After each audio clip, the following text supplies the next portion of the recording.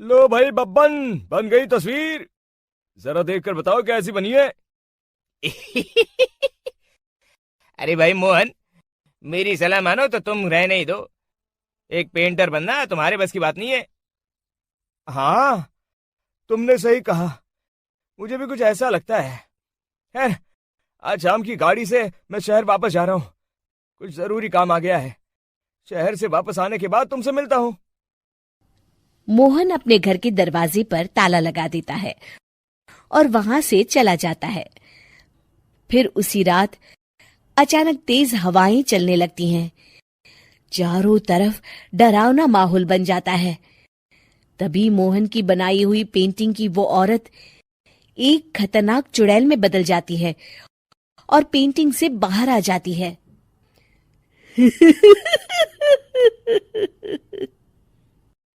चुड़ैल घर के बाहर चली जाती है।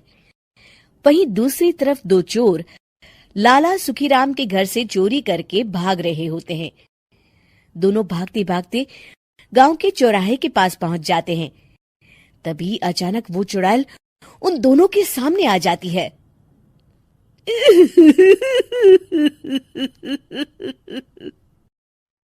अरे मर गया रे। ये चुड़ैल कहाँ से आ गई? अरे मैंने तो तुझसे पहले ही कहा था कि आज अमावस्या की रात है। आज हमें चोरी नहीं करनी चाहिए।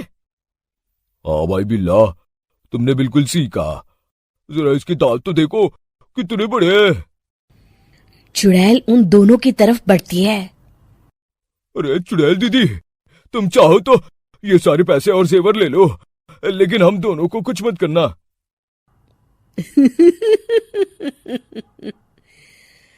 पैसे और जेवर के लालच में तुम इंसान बिकते हो, हम चुड़ैल नहीं। तभी चुड़ैल उन दोनों चोरों को पुतले बना देती है।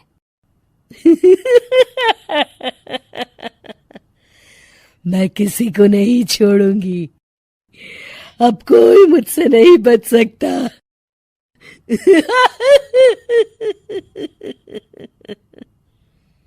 चुड़ैल अपने अगले शिकार की खोज में वहां से चली जाती है।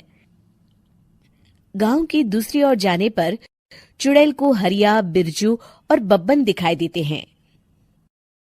आज संडे है। आज कपिल शर्मा शो देखने का दिन है। जोर से बोलो। आज संडे है। मैंने नहीं सुना। आज संडे है। आज कपिल शर्मा देखने का दिन है।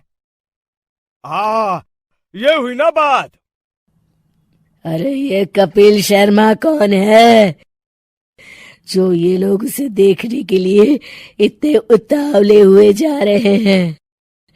खैर, मुझे क्या, मैं अभी इन दोनों को मजा चखाती हूँ।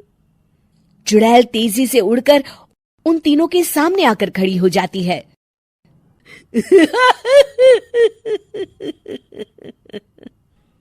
कपिल शर्मा शो बाद में देखना, पहले मुझे देख लो। बब्बन चुड़ैल को देखते ही पहचान जाता है। अरे ये तो तस्वीर वाली औरत के जैसी दिख रही है। मुझे अभी नहीं मरना है। अरे भागो रे। तीनों वहां से भाग खड़े होते हैं। बब्बन तो किसी तरह अपनी जान बचाकर वहां से भाग जाता है, लेकिन हरिया और बिरजू को चुड़ैल पकड़ लेती है और उन्हें पुतला बना देती है। फिर चुड़ैल बब्बन को पकड़ने के लिए उसका पीछा करती है, लेकिन बब्बन उसे कहीं नहीं दिखाई देता। अरे वो मोटा तो बड़ा तेज भागता है, शायद उस तरफ गया होगा। बब्बन एक दीवार के पीछे छुपकर बैठ जाता है और चुड़ैल उसके सामने से आगे निकल जाती है। बाल बाल बच गया। अगली सुबह बब्बन सभी गांव वालों को सारी बात बता देता है। फिर उस चुड़ैल के डर से रोज शाम होते ही पूरे गांव में सन्नाटा छा जाता था और कोई भी अपने घर के बाहर नहीं निकलता था। अरे ये क्या हो गया? इतनी देर से घूम रही हूं, अभी तक एक भी आदमी नहीं मिला। अरे कहाँ मर गए सबके सब? चुड़ैल वहां से चली जाती है, इस तरह कुछ दिन बीत जाते हैं। फिर एक दिन मोहन गांव वापस आता है। बब्बन उसे बताता है कि उसकी बनाई तस्वीर से एक चुड़ैल बाहर आ गई है। मोहन समझ जाता है कि ये कोई आम कागज नहीं है। वो जो भी उस कागज पर बनाएगा वो असलियत का रूप ले लेगा। अरे मोहन भाई, अब तुम क्या करने वाले हो? मेरे पास एक बहुत बढ़िया तरकीब है। मैं इस कागज पर उस चुड़ैल की एक ऐसी तस्वीर बनाऊंगा जिसमें वो तपती धूप के नीचे खड़ी दिखाई देगी, और फिर जैसे ही सवेरा होगा वो चुड़ैल इस कागज से निकलकर बाहर चली जाएगी और सूरज की तेज धूप में जलकर राख हो जाएंगी। मोहन बिल्कुल वैसे ही तस्वीर बना देता है और जैसे ही सवेरा होता है वो चुड़ैल कागज से निकलकर बाहर धूप में चली जाती है और सूरज की गर्मी बर्दाश्त नहीं कर पाती और जलकर राख हो जाती है।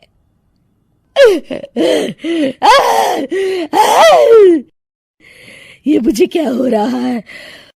मैं सूरज की रोशनी बर्दाश्त नहीं कर सकती। मेरा पूरा शरीर जल रहा है। और इस तरह चुड़ैल के जलते ही पुतले बने सभी लोग पहले की तरह इंसान बन जाते हैं। 3 दामाद की सास पार्ट 2। अब तक आपने सुना कि कावेरी जी अपनी तीनों बेटियों ईशा, मोहिनी और सुहाना की शादी 3 घर जमाई लड़कों के साथ करवा देती है। उन्हें लगता है कि ये लड़के शायद घर का कामकाज संभाल लेंगे, लेकिन उनके तीनों घर जमाई बहुत आलसी थे। वो नौकरी भी नहीं करते थे और बाहर का काम भी नहीं।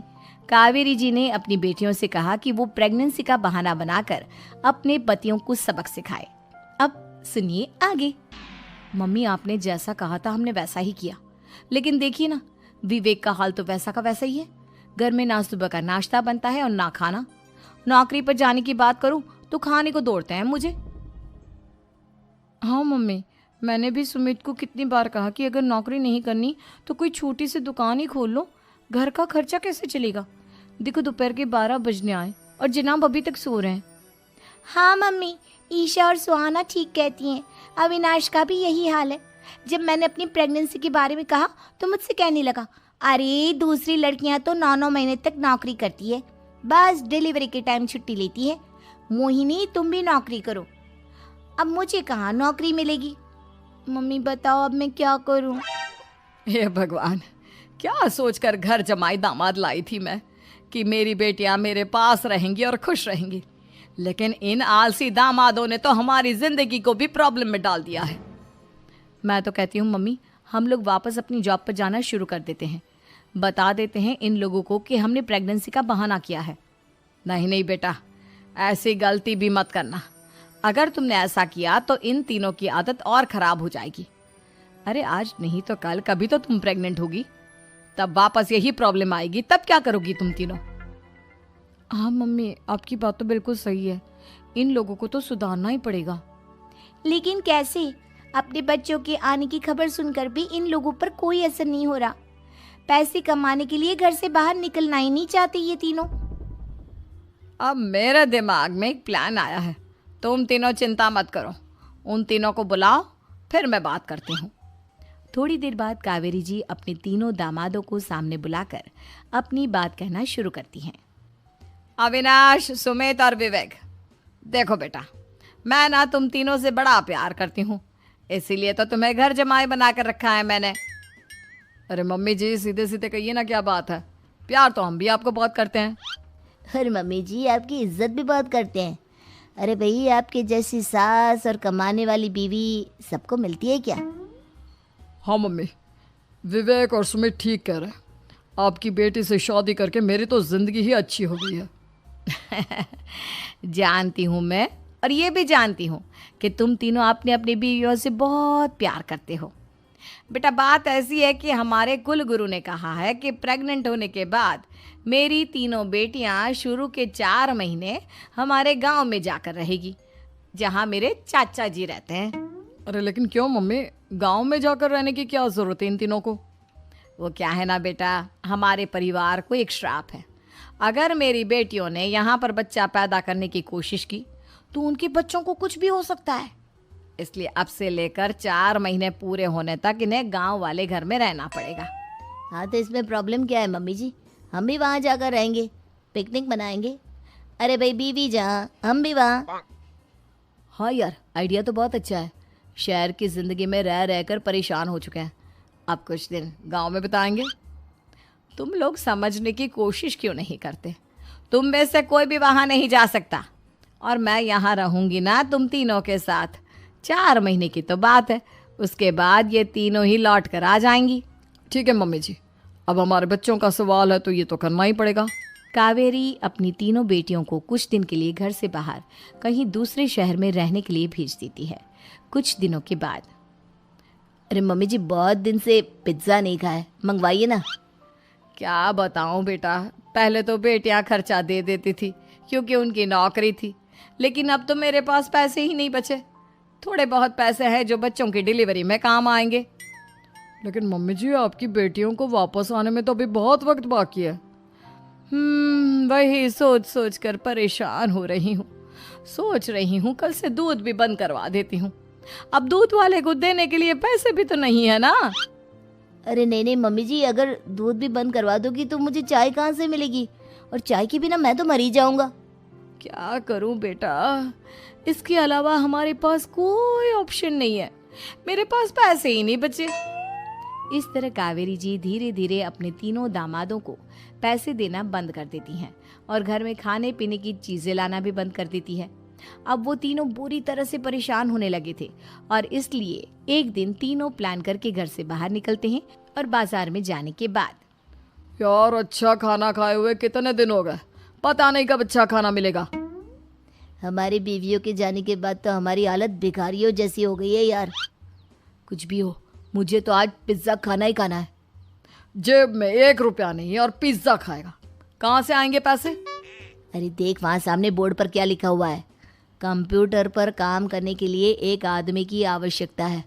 भाई मैं तो जा रहा हूँ, काम करूँगा और शाम तक पैसे लाकर आराम से पिज्ज़ा खाऊंगा।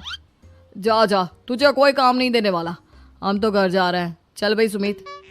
सुमित और अविनाश वहाँ से चले जाते हैं और विवेक उस कंप्यूटर शॉप पर सारा दिन काम करके 5,000 रुपये कमा कर घर लौट कर आता है और अपने खाने के लिए अच्छी अच्छी चीज़ें भी लेकर आता है। ये देखकर विवेक और सुमित के दिल में भी कुछ पैसे कमाने की इच्छा जागती है। अरे सुबह सुबह कहाँ चल दी है तुम? मम्मी जी एक बहुत अच्छी जगह मिली है, कंप्यूटर पर काम करने के 5,000 मिले थे कल मुझे। अगर रोज काम करूंगा तो पूरे 40,000 की तनख्वाह। अरे वाह, ये तो बहुत अच्छी बात है दामाद जी, आपको जाना ही चाहिए। सुमित और अविनाश विवेक को इस तरह तरक्की करते देखकर परेशान हो जाते हैं और वो दोनों भी काम की तलाश में निकल पड़ते हैं। धीरे धीरे उन दोनों को भी काम मिल जाता है। अब कावेरी के तीनों दामाद छोटी मोटी नौकरी करके अच्छा पैसा कमाने लगे थे। एक दिन कावेरी उन्हें अपने पास बुलाती है। अरे वाह, विवेक 40,000 कमा लेता है, अविनाश 60,000 और सुमित तुम भी 40,000 के आसपास कमा ही लेते हो। कुल मिलाकर तुम अच्छे खासे पैसे कमा रहे हो बेटा। हाँ मम्मी जी, बहुत मजा आता है जब महीने के एंड में मोटी रकम हाथ में आती है। पूछिए मत मम्मी जी, घर में रहकर रोटी बना बना कर और तो जैसा महसूस होने लगा था मुझे तो। हाँ बेटा, तुम तीनों की बात तो बिल्कुल ठीक है। और जानते हो, अब तुम तीनों की पत्नियां भी वापस लौट कर आने वाली है। लेकिन मम्मी जी अभी तो उन्हें गए सिर्फ 2 महीने हुए हैं, आपने तो कहा था वो 4 महीने के बाद लौट कर आएंगी। ऐसा कुछ नहीं है बेटा, मैं सिर्फ तुम तीनों को सबक सिखाना चाहती थी कि आदमी घर में बैठकर बीवी की कमाई खाता हुआ अच्छा नहीं लगता। इस दुनिया में हर इंसान को मेहनत करनी चाहिए, काम करना चाहिए, चाहे वो औरत हो या आदमी, ताकि अपने परिवार को संभाल सके। कावेरी की बात सुनकर उन तीनों को अपनी गलती का एहसास होता है और कावेरी उन्हें सच बता देती है कि ईशा, सुहाना और मोहिनी शहर में ही कहीं दूसरी जगह रह रहे थे। शाम के वक्त उन तीनों की पत्नियां लौट कर आ जाती है और कावेरी जी का परिवार एक खुशहाल परिवार की तरह रहने लगता है।